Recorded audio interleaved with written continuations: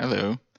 In this short video essay, I will talk about 3 reasons for why I think that philosophers should have a look at the game Starfield. Most of these reasons are applicable to large parts of the sci-fi genre in general, but I will talk about how they affect Starfield in particular. There will be one part with a pretty big spoiler for the main story, but I will show a spoiler warning on screen for the duration of that part. Starfield, a game promising freedom, space exploration, and a rich lore. When it was released on the 6th of September, last week at the time of recording, it was instantly the biggest launch of any game by Bethesda games ever, including the legendary Skyrim and Fallout 4. For this video essay, we will not talk about how good or bad the game itself is. We are here to talk about what this game has to do with philosophy and why this connection played a major role in building up the pre-launch hype and its current undeniable popularity. First, we have the role-playing aspect. Starfield is a role-playing game that gives players the freedom to create a fictional person with whatever character traits they like. If you want to be an aggressive egomaniac, you can be one without facing real-world consequences. If you want to be the good Samaritan and follow a path of pure altruism, you can do so without facing real-world consequences. People follow certain rules and principles in their real life. They may not always act according to them, but everybody has a set of rules. Starfield and many other RPGs allow us to break these rules or test them in extreme situations that do not occur in our everyday life. We all know the trolley problem and thought experiments similar to it.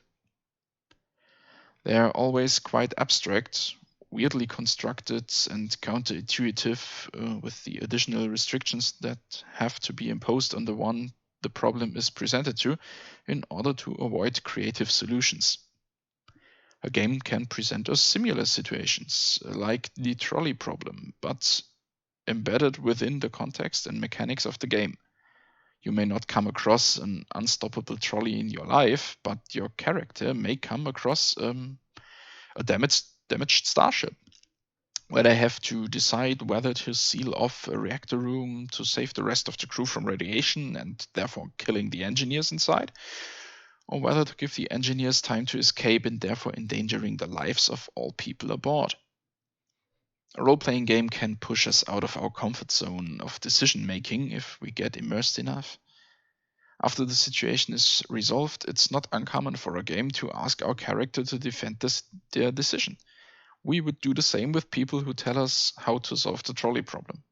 But again, a game does it better.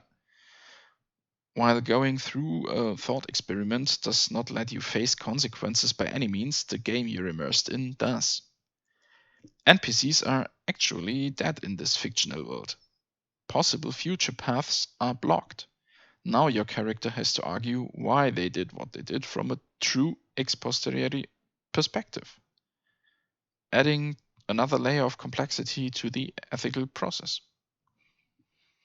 The trolley problem asks us what would we do and why would we do it. The RPG forces us to do and asks afterwards why we actually did it. And people love it.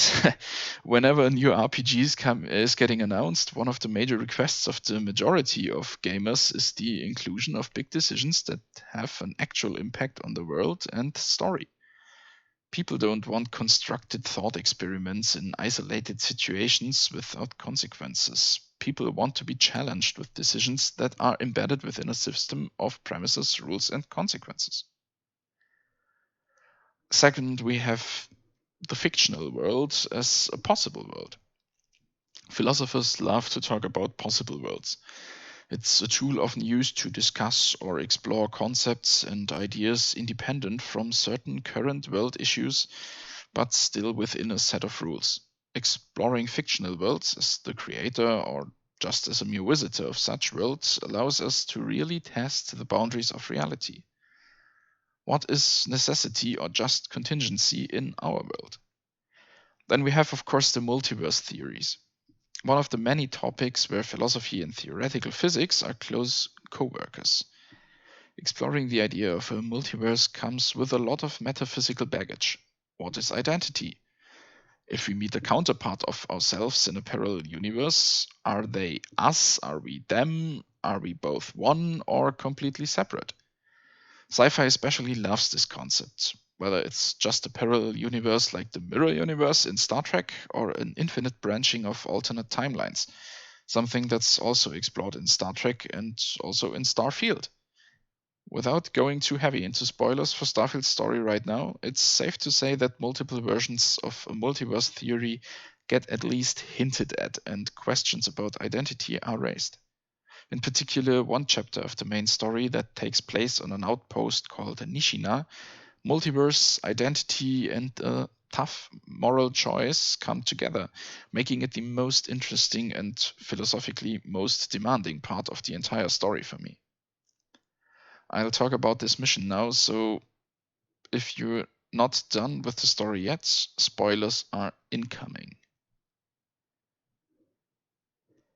The player arrives at the Nishina outpost and is greeted by the head of security. While following him to the director's office, the scene suddenly shifts and the player finds himself in a destroyed version of Nishina. After a while and some dialogues, the player and the NPCs come to the conclusion that the player randomly shifts between this reality and another universe. Prior to the player's arrival, a lab accident threatened to destroy Nishina. The universe where the player initially is in, the final explosion was avoided. Final explosion was avoided by a man who sacrificed himself while saving the outpost and all the staff. In the alternate universe, the man didn't succeed, so he still lives, but the outpost and all of the crew are done. Two possible worlds are presenting themselves to the player, and with the discovery that one of the artifacts is the cause of the shifting and the destructions of Nishina, it gets really clear for the first time that these artifacts may be seriously dangerous. In this situation, the player is forced to make a hard decision because whatever universe he is in while removing the artifact from the lab, this will become the new actual universe and the other one will collapse. The director of Nishina tells you to choose the destruction alternative because she wants to save the man, a close friend to her. But she also tells you that she has to act in the best interest of her crew. The man in the other universe tells you to choose the non-destruction alternative in order to save the outpost and the crew. The player has to decide. The parameters are well defined, and the rules of the game only leave these two options. Whom does the player save? Whom does the player kill? This decision comes with a ton of philosophical baggage. The man already decided once to sacrifice himself, right? That depends on our view of identity. If we accept that the man in universe A and the one in universe B are truly identical, then we can accept that he already made that decision and acted accordingly by actually killing himself. This would leave us with the question whether killing a man on demand who has already killed himself once is murder or not. But if you don't accept that the men in both universes are truly identical in body and mind, like clones in Star Wars, for example, who are physically identical and have very similar sets of rules and beliefs, yet are still individuals, then we have an issue.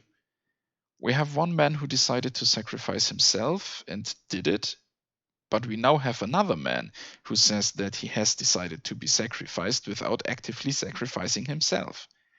If the player now lets the ruined alternative collapse, the player killed a man whose true commitment to being sacrificed is unclear. But if we save the man and sacrifice the outpost and the crew, wouldn't it be the same as sacrificing him because the director also told us that she's willing to be sacrificed? No, there's a major difference. Sacrificing her would also mean to sacrifice a bunch of other people who didn't have a word in the debate, and their will to self-sacrifice is therefore to be doubted. The player would also ignore the obvious will of the dead man who already sacrificed himself in this alternative. The game also introduces you to some of these would-be collaterals. The head of security, a competent and compassionate guy who does his job as good as he can regarding the circumstances. A good guy overall.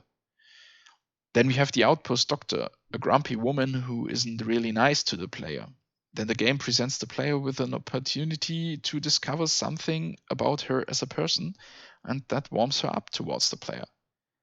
The game design is really clever here by introducing these characters, the chief of security, even before it becomes obvious that something is wrong with Nishina. The game gives this crew voices, faces, names, and even makes our decision harder by producing emotional attachment to the collaterals.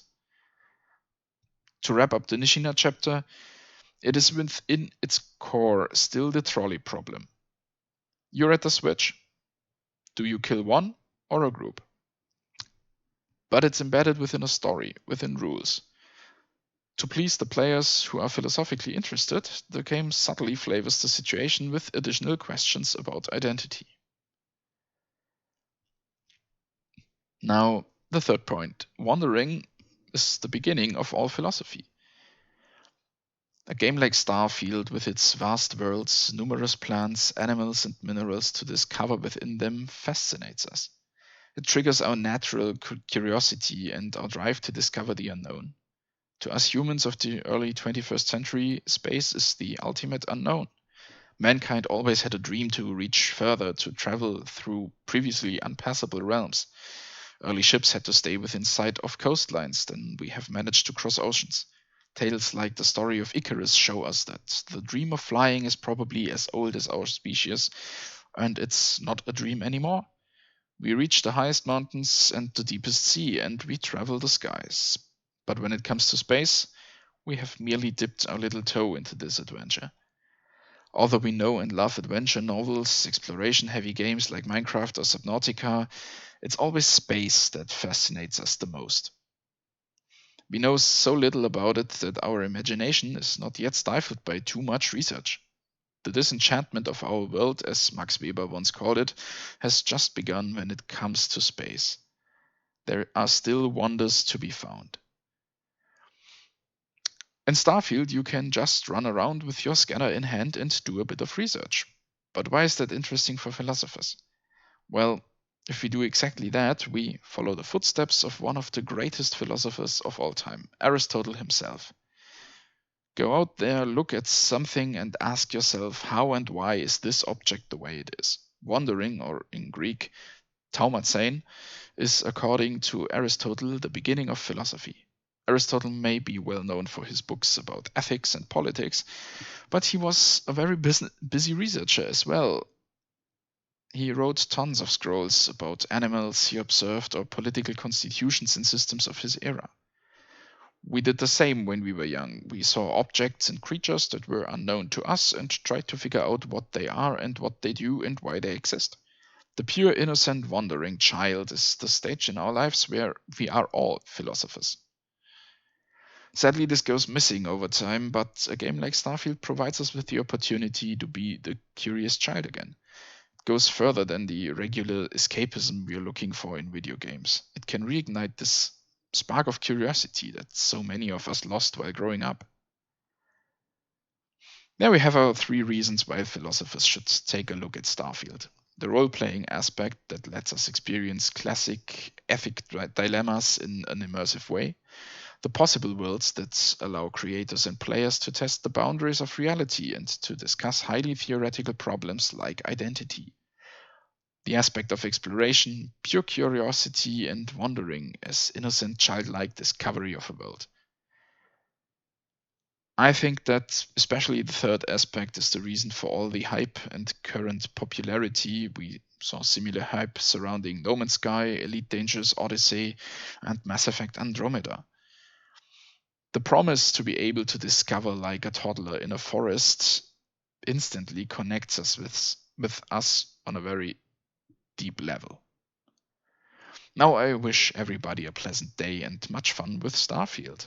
And for those who do not play the game, and even for the players, take a bit of time and just go out into our own world, experience our environment, and allow yourself to just follow your inner child's curiosity wherever it leads you.